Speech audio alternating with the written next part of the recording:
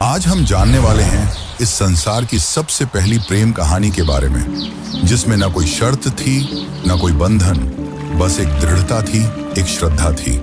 इस कहानी में रंग भी है और दुख का संग भी। यह है शिव और सती की अमर प्रेम कहानी, जिसमें प्रेम है, त्याग है और अंत में एक नई शुरुआत है। तो आइए जानते हैं इस महान प्रेम कथा को, सती कथा को। सती!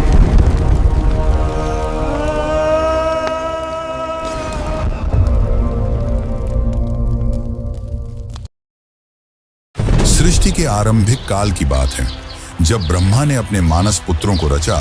उन्हीं में से एक थे दक्ष प्रजापति, अत्यंत बुद्धिमान परंतु उतने ही अहंकारी। दक्ष को अपनी योग्यता, अपनी शक्ति और अपने सृष्टिकर्ता के कुल से उत्पन्न होने का बड़ा अभिमान था। उसने वर्षों की तपस्या की और देवताओं से वरदान पाए संतान की प्राप्ति के लिए। उसकी यह तपस्या रंग लाई और उसे एक अत्यंत दिव्य कन्या की प्राप्ति हुई, वही जिसे हम आज देवी सती के नाम से जानते हैं। सती का जन्म किसी साधारण कन्या की भांति नहीं हुआ था। उनका स्वरूप स्वयं शक्ति का अंश था। कहते हैं वह स्वयं आदि शक्ति का अवतार थी। दक्ष को अपनी पुत्री पर गर्व था, लेकिन साथ ही उसके मन में एक अभिलाषा थी कि वह अपनी इस कन्या का विवाह किसी महान देवता, किसी वैभवशाली राजकुमार या किसी प्रतिष्ठित गृहस्थ से करेगा।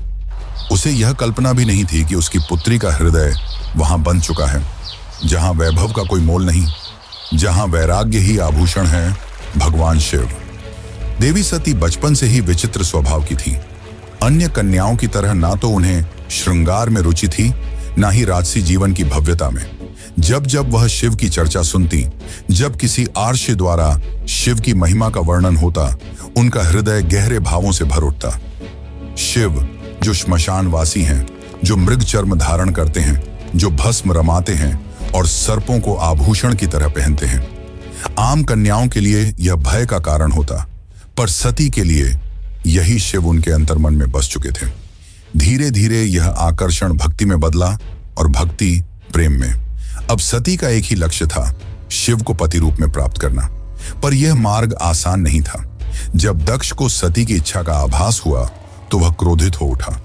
उसकी आंखों में तो शिव एक जंगल में भटकने वाले योगी मात्र थे। उसने सती को समझाने का प्रयास किया कि वह किसी योग्य, राजसी और सम्माननीय वर को चुने, पर सती अब निर्णय कर चुकी थी। उन्हें किसी धन, वैभव या पद की आवश्यकता नहीं थी। उन्हें चाहिए था वह परम पुरुष जो संन्यास में भी पूर्ण है, जो मौन में भी संपूर्ण है। और इसी लक्ष्य के लिए सती ने आरंभ की कठोर तपस्या। पर्वतों की गुफाओं में प्रचंड वायु और वर्षा के बीच सती ने भोजन तक त्याग दिया। उन्होंने पृथ्वी पर बैठकर खुले आकाश में बिना निद्रा के केवल शिव के ध्यान में लीन रहकर दिन, सप्ताह और महीनों का तप किया। देवताओं तक को आश्चर्य हुआ कि एक कन्या इतनी कठोर तपस्या कैसे कर सकती है। और जब उनकी तपस्या की अग्नि ने त्रिलोक को प्रभावित करना शुरू किया, तब अंततः भगवान शिव ने उनकी भक्ति को स्वीकार करने का निर्णय लिया। पर यह तो आगे की कथा है। अभी तो एक पिता के अहंकार और एक पुत्री के समर्पण की टकराहट शुरू हुई है। जहां एक ओर दक्ष चाहता है कि सती उसके राजनैतिक सपनों की सीढ़ी बने, वहीं दूसरी ओर सती हर सांस के साथ शिव का नाम जपती है। यही संघर्ष इस प्रेम कथा की पहली चिंगारी है, एक ऐसी चिंगारी जो आगे चलकर एक भीषण अग्निकांड बन जाएगी। सती अपनी तपस्या में लीन थी। उनका एकमात्र उद्देश्य था शिव की प्राप्ति।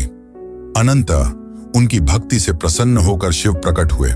शिव मुस्कुराए और एक क्षण में वह उस तपस्विनी के समक्ष प्रकट हो गए। जैसे ही सती ने अपनी आंखें खोली, उनके सम्मुख खड़े थे वही जिनके लिए उन्होंने सब कुछ त्याग दिया था। शिव ने उनके तप, प्रेम और अटल श्रद्धा को देखा और कहा, हे देवी, तुम्हारा प्रेम मुझे बाध्य करता है। आज मैं तुम्हें अर्धांगिनी के रूप में स्वीकार करता हूं। इस वचन के साथ पूरे ब्रह्मांड में आनंद की लहर दौड़ गई। देवताओं ने पुष्प वर्षा की और फिर आया वह शुभ दिन जिसका साक्षी स्वयं ब्रह्मा, विष्णु और सारे लोग हुए। शिव और सती का दिव्य विवाह। शिव बारात लेकर स्वयं कैलाश से निकले, पर यह कोई साधारण बारात नहीं थी। इसमें भूत, प्रेत, पिशाच, नाग, सिद्ध, योगी, अर्षि, देवता सब सम्मिलित थे। शिव की सवारी नंदी थी, शरीर पर भस्म, जटा से गंगा, गले में नाग। यह स्वरूप देख सभी स्त्रियां भयभीत हो उठी, पर सती के चेहरे पर गर्व था। उन्हें अपने शिव पर गर्व था। वैभव नहीं, सत्य का स्वरूप थे वह। विवाह का आयोजन राजसी नहीं था, पर दिव्यता से भरा हुआ था। स्वयं ब्रह्मा ने मंत्रोच्चारण किया, विष्णु ने कन्यादान किया और समस्त लोगों ने इस मिलन का स्वागत किया। यह केवल दो आत्माओं का नहीं, सृष्टि के दो मूल तत्वों शिव और शक्ति का मिलन था। लेकिन इस भव्य विवाह में एक स्थान रिक्त रहा। सती के पिता दक्ष प्रजापति, वह नहीं आए, ना ही कोई संदेश भेजा, ना ही कोई आशीर्वाद, क्योंकि उनके लिए यह विवाह एक अपमान था, एक चुनौती उनके अभिमान को। उनके अनुसार यह मिलन योग्य नहीं था। और यहीं से प्रारंभ हुआ उस अग्निकथा का बीज, जो आगे चलकर पूरे यज्ञ को जला देगा। समय धीरे धीरे बीतता है। कैलाश पर्वत पर प्रकृति की गोद में शिव और सती अपना वैवाहिक जीवन शांतिपूर्वक और आनंद से व्यतीत कर रहे हैं। कैलाश की गुफाएं, मंदाकिनी की कलकल धारा और बर्फीली हवाएं सब साक्षी थीं उस दिव्य प्रेम की, जो समय और शब्दों से परे था। लेकिन इसी बीच एक और स्थान पर कुछ और ही चल रहा था, राजा दक्ष के मन में। सती के शिव से विवाह को वह अभी तक स्वीकार नहीं कर पाया था। हर बार जब कोई शिव की महिमा का गुणगान करता, दक्ष की भौहें तन जाती। उसे लगता कि शिव ने उसकी पुत्री को अपनी योग्यता से नहीं, किसी छल से प्राप्त किया है।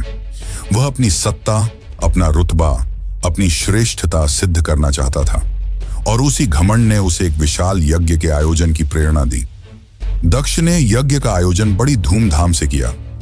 ऐसा यज्ञ जिसमें समस्त देवताओं, ऋषियों, सिद्धों और लोकपालों को निमंत्रण भेजा गया।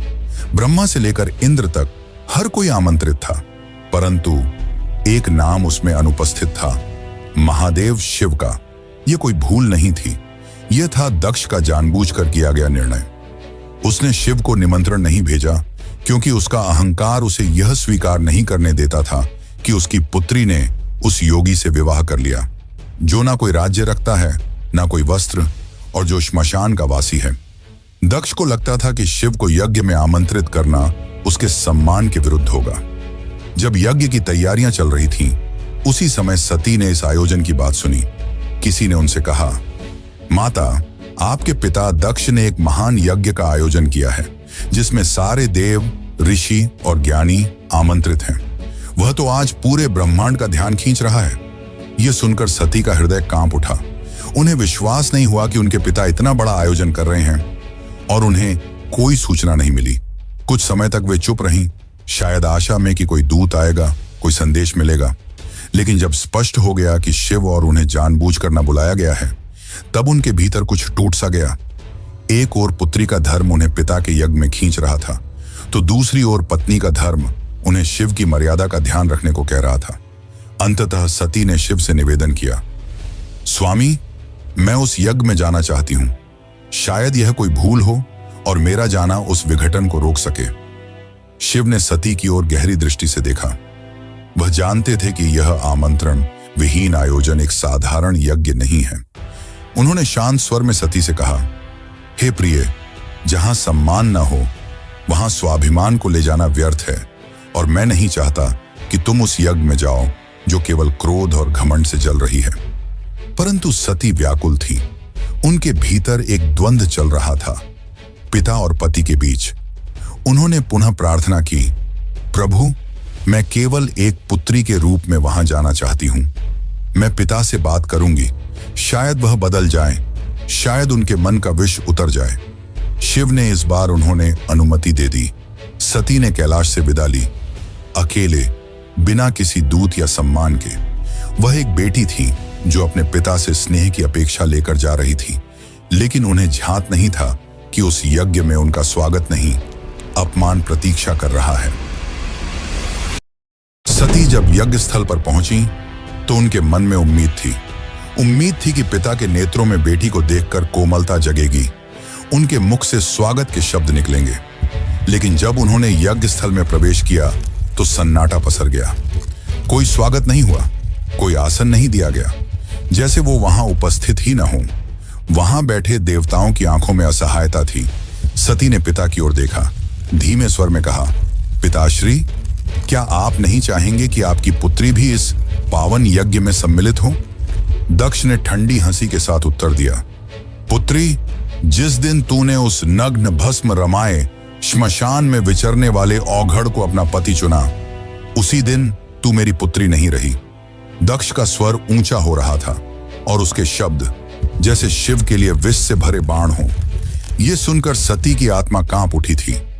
यह केवल अपमान नहीं था, यह शिव के उस स्वरूप का तिरस्कार था जो समस्त सृष्टि का आधार है। वे उठी, सभा की ओर देखा और बोली, तुम सब यहां धर्म की बात करने आए हो, यज्ञ की बात करते हो, पर जिस शिव के बिना कोई यज्ञ संपन्न ही नहीं हो सकता, उसी शिव का तुम अपमान करते हो। फिर उन्होंने आगे कहा, जिसे तुम औघड़ कहते हो वही काल का भी काल है। जिसे तुम श्मशानवासी कहकर हंसते हो वही मृत्यु से परे है, और जिसे तुम भस्मधारी कहते हो वही भस्म से मोह को जलाता है। उनकी आंखों में आंसू थे, लेकिन स्वर तेज था, ऐसा तेज कि स्वयं देवता भी सिर झुका लें। सभा स्तब्ध थी, कोई उत्तर नहीं दे सका, लेकिन सती का हृदय अब टूट चुका था। उन्होंने कहा, जिस शरीर ने आज मेरे प्रभु का अपमान सुना है, वह शरीर अब इस संसार के योग्य नहीं। और वे सीधे यज्ञ कुंड की ओर बढ़ी। वहां उपस्थित देवता उन्हें रोकना चाहते थे, पर सती अब कोई नारी नहीं थी, वह साक्षात अग्नि बन चुकी थी। उन्होंने अपने नेत्र बंद किए, शिव का स्मरण किया और अग्नि में कूद गईं।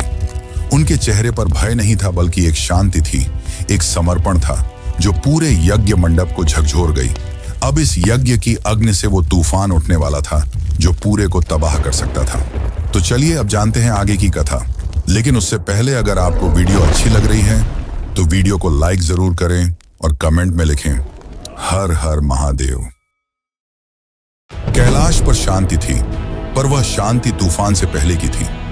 जब भगवान शिव को यह ज्ञात हुआ कि उनकी अर्धांगिनी अग्नि में समर्पित हो गई, तो उनके हृदय में तूफान उमड़ पड़ा। आंखों में वेदना, मन में शून्यता और आत्मा में आग। ये वो शिव थे जिनका क्रोध ही प्रलय कहलाता है। शिव अपनी समाधि से उठे, उनकी जटाएं लहराईं, नेत्र रक्तिम हो उठे और सारा ब्रह्मांड कांप उठा। फिर अपने दोनों हाथों से अपनी जटाएं पकड़ी और उन्हें पृथ्वी पर पटक दिया। उसी क्षण पृथ्वी फटी और उस क्रोध की ज्वाला से प्रकट हुआ एक रूप, भयंकर, तेजस्वी और अजेय, वीरभद्र।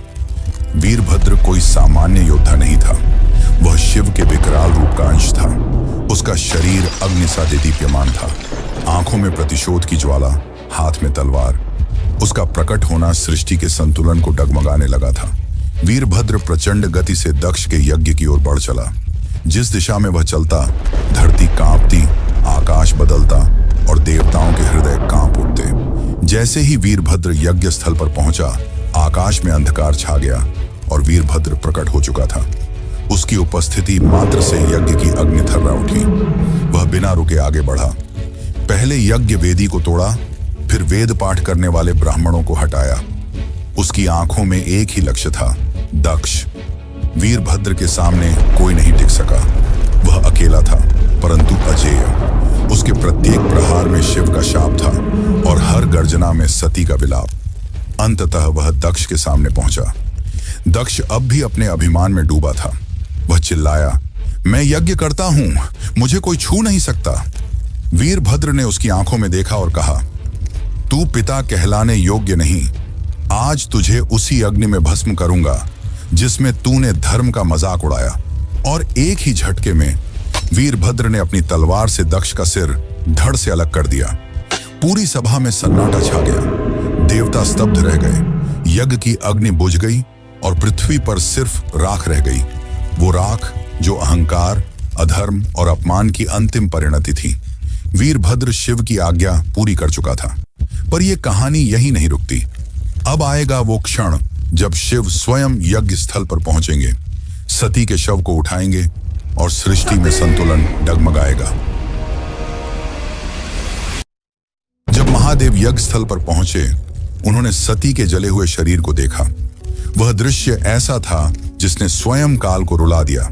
शिव ने धीरे से कंपाते हाथों से अपनी सती को बाहों में उठा लिया। उनकी आंखों से आंसू थे और फिर वह चल पड़े। शिव सती के शव को अपनी गोद में लिए पूरे ब्रह्मांड में भटकने लगे। उस विरह में जो पूरे ब्रह्मांड को भयभीत कर रहा था, ब्रह्मांड असंतुलित होने लगा। देवता भयभीत हो उठे। यदि शिव यूं ही विलाप करते रहे तो सृष्टि का संतुलन टूट जाएगा, प्रलय आ जाएगा। तब सभी देवता भगवान विष्णु के पास पहुंचे और उनसे सृष्टि को बचाने की प्रार्थना की। तब विष्णु ने अपना सुदर्शन चक्र चलाया। जैसे ही सुदर्शन चक्र चला, उसने सती के शरीर को टुकड़ों में विभाजित कर दिया। शिव कुछ क्षणों के लिए रुके पर प्रतिरोध नहीं किया। यह सृष्टि के लिए आवश्यक था। जहां जहां सती के अंग गिरे वहां दिव्य ऊर्जा फैल गई। पृथ्वी के वे स्थान शक्ति से भर उठे और वहीं बने शक्तिपीठ। ये कोई सामान्य स्थल नहीं थे, ये उस अमर प्रेम की गवाही थे जो शिव और सती के बीच था। ये थे वे स्थान जहां स्त्री, शक्ति, प्रेम, बलिदान और भक्ति सब कुछ एक साथ साकार हुए। कुछ स्थानों पर सती की आंखें गिरीं, कहीं उनका हृदय, कहीं उनके केश, तो कहीं उनके चरण, और हर स्थान एक केंद्र बन गया मां शक्ति का, जो हर रूप में पूजनीय हुई। कभी दुर्गा, कभी भैरवी, कभी भवानी। यही वे स्थान हैं जिन्हें आज हम कामाख्या, वैष्णो, ज्वाला, हिंगलाज और तारापीठ जैसे नामों से जानते हैं। इस प्रकार सती के वियोग से जन्मे ये शक्तिपीठ न केवल देवी के अंग हैं, ये उस प्रेम की शाश्वत उपस्थिति है जो आत्मा से आत्मा तक जुड़ता है। शिव अंततः हिमालय लौटे, पर अब वह ध्यान मग्न हो गए। वर्षों तक एक चट्टान की भांति बैठ गए, समाधि में डूबे। ना शब्द, ना गति, ना भावना, बस मौन और सती की स्मृति। काल की धारा आगे बढ़ती है, युग बदल जाते हैं, पर कुछ कहानियां समय की सीमाओं से परे होती हैं, और सती की कथा उन्हीं में से एक है। वह प्रेम जो अग्नि में तपकर शुद्ध हुआ था, वह विरह जो तांडव बन गया था।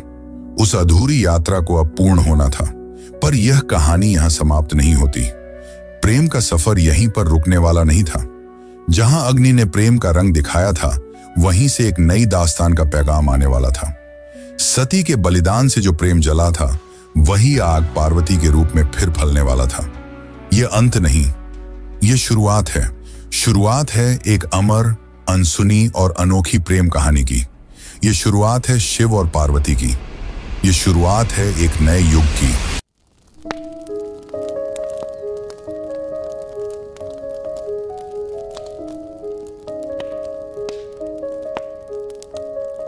दारुण करुण सत्य सारिका अपरिजय शिवरायिका अबला जडपथिर पालिका हरदासिका सदारिका बलनि कुशैकराग्रा नक्तिन रत्ना भवसारिका किनकर्तास्मान स वैष्णव जल्पतो किनो प्रमुञ्च प्रतिधृतनयना मृदता बलनि किमु बिभ्रता किना प्रशम्य विषकञ्जकं नरमतः सदा सेनादिशति वेदसमर्यां धरे दूरनुभवा पवनिर्वणसुता विनिगीयमाण सर्गा सर्वयस्तोमिनी मता किञ्चयोदास्यमभ्या खिन्ना हार्दकुक्तिजातयानं हन्ति